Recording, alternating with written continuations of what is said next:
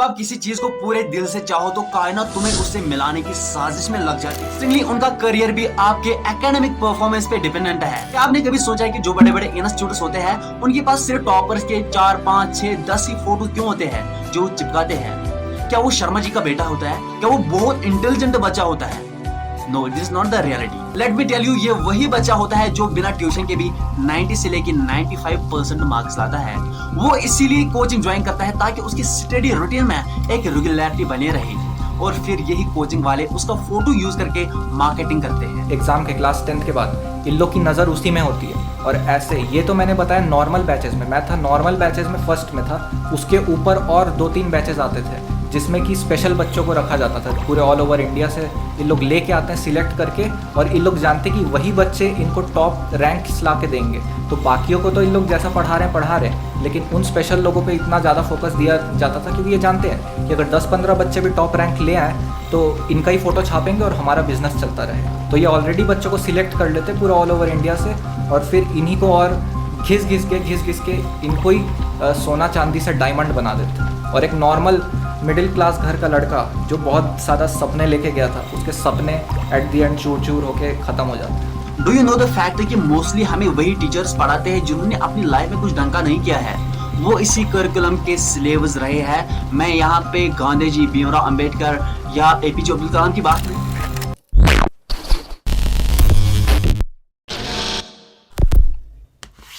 बात है 24 अगस्त 1608 की, जब ब्रिटिशर्स पहली बार इंडिया आ गए। उनका मेन मकसद था इंडिया में ट्रेड करना। उस वक्त इंडिया में मुगल्स का दौर चल रहा था।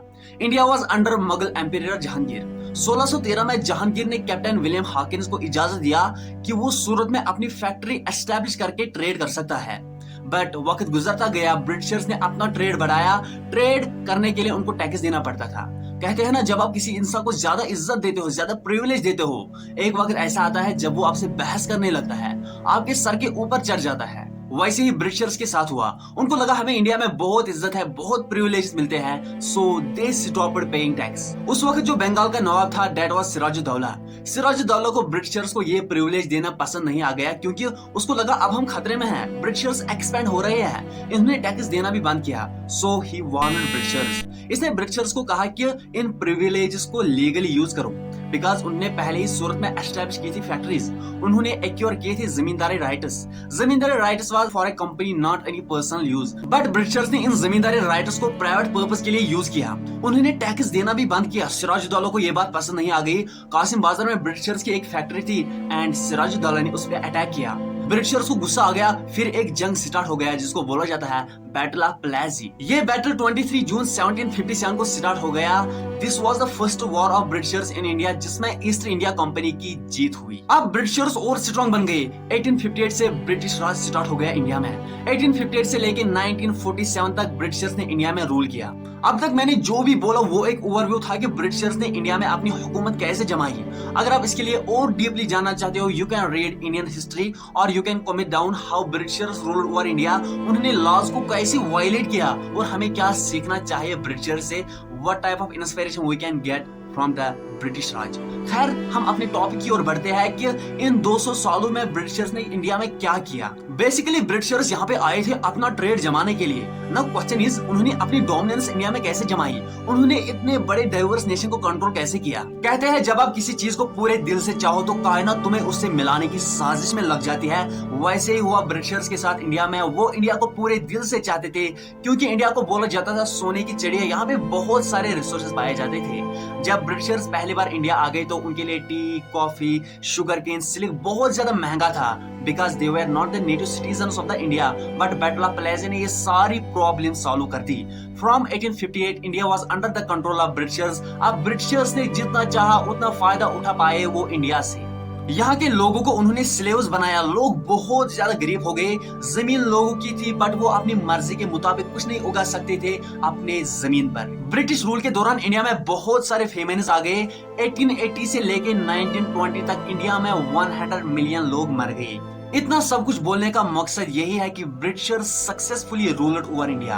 अब इस वीडियो का मेन पार्ट यहाँ से स्टार्ट हो जाता है। Now ladies and gentleman listen carefully. Britishers से पहले इंडिया का अपना एजुकेशन सिस्टम था, जैसे gurukuls and madrasas. First 60 years में ब्रिटिशर्स ने एजुकेशन के साथ कोई डील नहीं किया because their main focus was on trade. But rule करने के लिए ब्रिटिशर्स को 2 मेजर चैलेंजेस का सामना करना पड़ा। First was communication with Indians, दूसरा था उनको वर्कर्स एंड क्लर्क्स की बहुत ज्यादा जरूरत थी। ब्रिटिशर्स को ऐसे इंडियंस चाहिए थे जो उनको असिस्ट करे इंडिया के कस्टम्स एंड लॉज को समझने में। उनको ऐसे इंडियंस चाहिए थे जो बस डेस्क पर बैठे काम करे, क्वेश्चन न करे।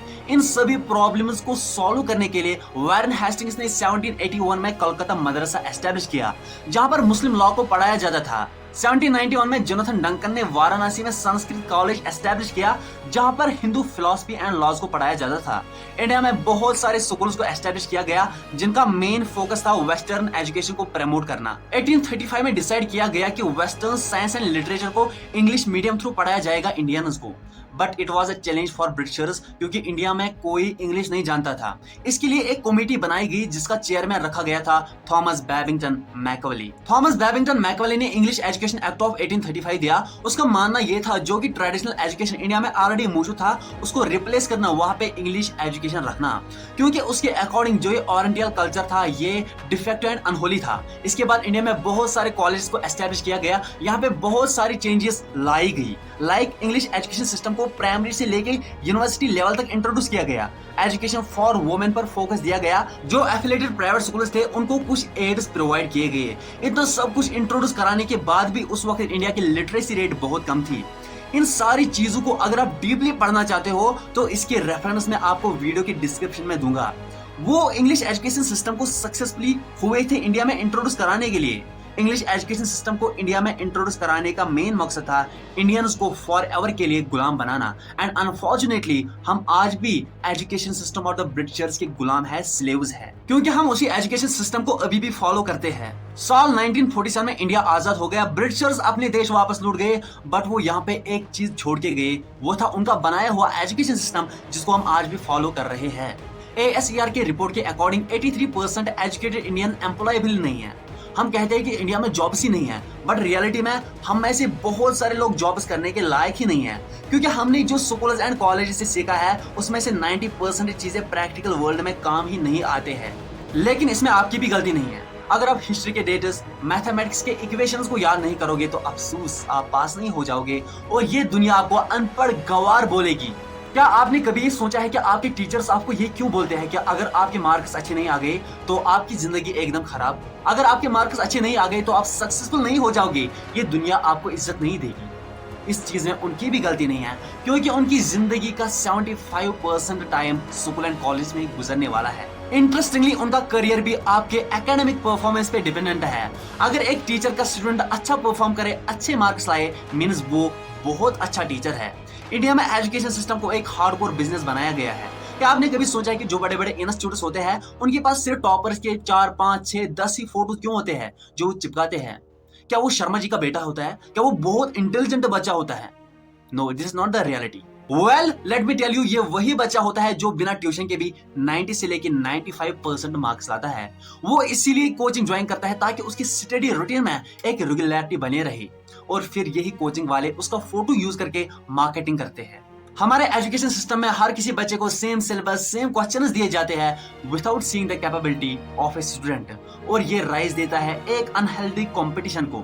आज हर 4 स्टूडेंट्स में से एक स्टूडेंट डिप्रेस्ड है। आज सारे स्टूडेंट सोशल मीडिया पर है, जिससे हर किसी को कॉन्स्टेंट स्टेट ऑफ एंजाइटी में डाला जाता है, जहां पर हम दूसरे लोगों की अच्छी लाइफ देखकर अपनी लाइफ के बारे में बुरा फील करते हैं।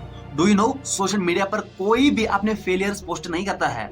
हर किसी इंसान की जिंदगी उतनी हैप्पी नहीं होती है जितनी वो दिखाई जाती है सोशल मीडिया पर। ये चीजें हम सबके ब्रेन को एक कांस्टेंट स्टेट ऑफ कंपैरिजन में रखती है, जहां पर हम दूसरे लोगों की जिंदगी देखकर अपनी जिंदगी उनकी जिंदगी से कंपेयर कर लेते हैं।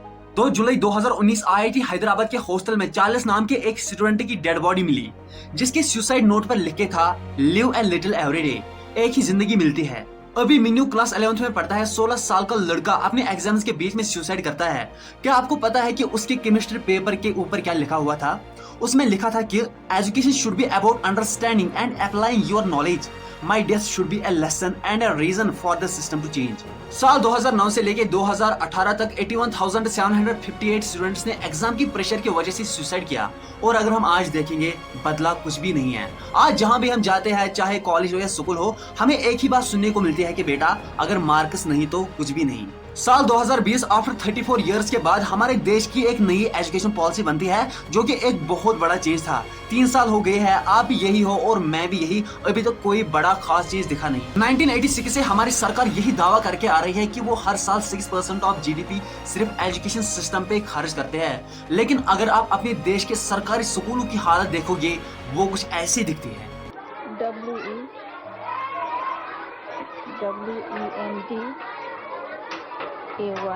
हमारा एजुकेशन सिस्टम इतना जबरदस्त है कि ना ही उसमें एजुकेशन है, ना ही सिस्टम। अब सवाल ये आ रहा है कि हम इस चीज के बारे में क्या कर सकते हैं। सो हम सब मिलकर, आप और मैं, सबको हमें ये कुछ क्रिटिकल स्टेप्स लेने चाहिए। Number 1, practical versus impractical. School हो या कॉलेज, आप जहां से भी जो भी सीखते हो, हमेशा खुद से ये क्वेश्चन पूछो कि जो भी आपने सीखा उसका आपकी लाइफ में कोई प्रैक्टिकल इम्प्लीकेशन है क्या। अगर कोई प्रैक्टिकल यूज नहीं दिखा तो उसको हार्डकोरली मेमोराइज मत करो। इट इज हाई टाइम कि हम लोग जान सके the difference between skills and degree. आज डिग्री लेना कोई बड़ी बात नहीं है, because at the end of the day what matters is your skills. आपके पास कितनी स्किल्स है। अगर आपके पास डिग्री है, आपको कंपनी लेगी, बट अगर आपके पास स्किल नहीं है तो कंपनी आपको निकाल देगी। और अगर आपके पास दोनों स्किल्स एंड डिग्री है, ये आपके लिए बहुत बड़ी बात है। Now step 2, stop comparing. जब भी आप खुद को किसी और के साथ कंपेयर करते हो, then you see the result is not the efforts. आप उन लोगों के रिजल्ट देखते हो, लेकिन आपको उनकी मेहनत नहीं दिखती है। कंपेयर करते वक्त आप दूसरे इंसान की बाहरी जिंदगी को अपने अंदर की जिंदगी के साथ कंपेयर करते हो। इस सोशल मीडिया के वर्ल्ड में 90% चीजें फेक होती है। Do not fall in the trap of comparison. अगर आपको कंपेयर करना ही है, अपने कल को अपने आज के साथ कंपेयर करो। Every time try to be the better version of yourself. And it is for parents, please अपने बच्चों को दूसरे बच्चों के साथ कंपेयर मत करो। एजुकेशन बहुत ही इंपॉर्टेंट है, but it is high time कि हम लोग ये जाने there is a lot of difference between degree and education. Students के पास डिग्री होकर भी वो अनएजुकेटेड हो सकते हैं और बिना डिग्री के भी वो एजुकेटेड हो सकते हैं। Comparison kills your joy of achievement. Now finally let us see towards government authority. कुछ महीनों की खबर है कि हरियाणा गवर्नमेंट ने 300 स्कूल्स को बंद किया, 20,000 टीचर पोस्ट्स को एबॉलिश किया और 38,000 टीचर पोस्ट्स को वैकेंट रखा। अगर हम आज भी देखेंगे, हर किसी गवर्नमेंट स्कूल में टीचर्स की कमी है। आसाम गवर्नमेंट ने हाल ही में फैसला किया कि वो 34 गवर्नमेंट स्कूल्स को बंद कर देंगे, क्योंकि उनके क्लास 10th के स्टूडेंट्स बोर्ड्स में फेल हो गए। मतलब गवर्नमेंट यहाँ पे स्कूल्स को ठीक करने के बजाय बंद ही करते हैं। एनीवे, प्राइवेट स्कूल्स तो है, अगर गवर्नमेंट स्कूल्स ठीक नहीं है, प्राइवेट स्कूल्स में पढ़ सकते हो। प्राइवेट स्कूल्स का क्या हाल है? ज्यादातर स्कूल्स में आपको आज भी रेस्पेक्टिंग द अथॉरिटी वाली चीज देखने को मिलेगी। मतलब जो टीचर बोलता है वही सही है। हर किसी बच्चे को टीचर को इम्प्रेस करना पड़ता है। स्कूल्स में टीचर्स एक बच्चे का सेल्फ एस्टीम डाउन करते हैं, क्योंकि टीचर्स वहां पे खुद को हीरो समझते हैं। एक बच्चे को बात तक नहीं करने देते हैं। इस एनवायरनमेंट में रह के एक बच्चा हमेशा दूसरों के इंस्ट्रक्शंस के अकॉर्डिंग चलता है।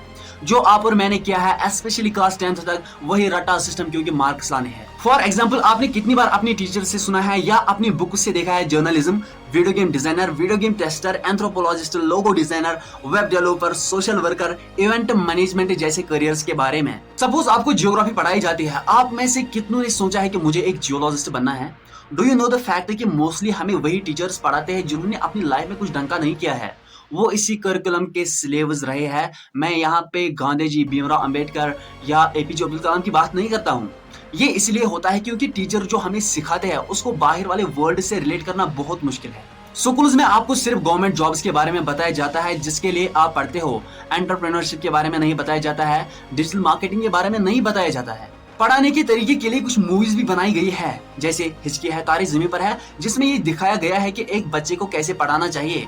बट मेन स्ट्रीम में हम आज भी ब्रिटिश के एजुकेशन पॉलिसी को फॉलो करते हैं, where we can't question, desk पर बैठो, काम करो, पैसे ले लो और संडे के दिन छुट्टी। Now talking about the solution. Number 1, viral videos के पीछे मत पड़ो जो यूट्यूब पर होते हैं, जिन पे मिलियंस ऑफ द व्यूज है। अपना करियर खुद चूज करो, उसके लिए मेहनत करो। वेब सीरीज एंड मूवीज की जगह पे कुछ हटके देखो जो आपके लिए इंपॉर्टेंट है, जो आपकी फ्यूचर लाइफ के लिए इंपॉर्टेंट है। दूसरा, यहाँ पे पेरेंट्स को सुधरना पड़ेगा। स्ट्रिक्ट वे में बिहेव करने से एक बच्चे की ग्रोथ पर नेगेटिव इम्पैक्ट पड़ता है। एक बच्चे को खुद इनिशिएटिव लेने पड़ेंगे, उसको खुद ही नॉलेज गेन करनी पड़ेगी, उसको खुद ही डिफरेंट करियर ऑप्शंस के बारे में नॉलेज गेन करनी है ताकि वो खुद ही चूज कर सके। बट 90% ऑफ द पेरेंट्स ये चीजें नहीं करेंगे। अगर एक पेरेंट अपने बच्चे को सक्सेसफुल देखना चाहता है, देन उसको अपने बच्चे को फ्रीडम देनी चाहिए ताकि वो खुद के लिए खुद ही करियर ऑप्शन चूज करे, खुद इनिशिएटिव ले। ये सिर्फ बच्चे की जिम्मेदारी नहीं है, यहाँ पर ये पेरेंट्स को भी ट्राई करना पड़ेगा। तीसरा रोल यहाँ पे आता है स्कूलिंग एंड टीचर्स का। स्कूल्स को ट्राई करना चाहिए कि वो कैसे क्रिएटिविटी को स्टिमुलेट करे, कैसे वो काउंसलिंग को स्कूलिंग का एक हिस्सा बना पाए। प्राइवेट स्कूल्स खुद से करिकुलम को चेंज कर सकते हैं, बहुत सारे स्कूल्स ये कर रहे हैं। कम से कम कुछ गेस्ट स्पीकर्स आने चाहिए आउटसाइड से जो स्टूडेंट्स को अलग अलग करियर्स के बारे में बताएंगे। 95% स्टूडेंट्स गवर्नमेंट जॉब से इन्फ्लुएंस्ड है। मैं ये नहीं कहता हूँ कि गवर्नमेंट जॉब मत करो, बट मैं ये कहता हूँ कि आप अपनी क्रिएटिविटी एंड पैशन को किल करते हो गवर्नमेंट जॉब के लिए, and you have to accept this reality. आप 5-5 साल प्रिपरेशन के पीछे लगा देते हो और वहां पे कोई गारंटी नहीं होती है, बट अगर आप अपने पैशन को फॉलो करोगे, आप खुद ही गारंटी दोगे, आप खुद ही ड्यूरेशन रखोगे कि 2 साल के बाद मुझे ये अचीव होगा, because that is the power of passion if you will follow that perfectly. इस सिस्टम में बदलाव लाना बहुत जरूरी है, तब हमारा देश डेवलप हो सकता है। अगर हम कहते हैं कि हम एक डेमोक्रेटिक देश में रहते हैं जहाँ पे इक्वालिटी है, then we need to respect every profession जो यहाँ पे एग्जिस्ट नहीं होती है। फॉर डेवलपमेंट हर किसी प्रोफेशन को हमें रेस्पेक्ट देना है, चाहे वो छोटा हो या बड़ा। मैं आपको ब्रेन वॉश नहीं कर रहा हूँ, my video is just suggestion. मैंने इसमें डिफरेंट सोर्सेज से इंफॉर्मेशन गेन की है और आपके सामने पेश की। Now be serious. क्या आपको पता है कि आपके पेरेंट्स ने आपको जन्म क्यों दिया है? इसका सबसे बड़ा रीजन ये है कि जब वो बूढ़े हो जाएंगे, जब वो कमजोर हो जाएंगे, आप उनको सपोर्ट कर सकते हो। अगर आपके पास अब लैक्स एंड करोड़ों में वेल्थ है और आप अपने बाप के सपनों को पूरा नहीं कर सकते हो, देन गो टू हेल। आप अपने पेरेंट्स के कर्जदार हो जो आप कभी चुका नहीं पाओगे।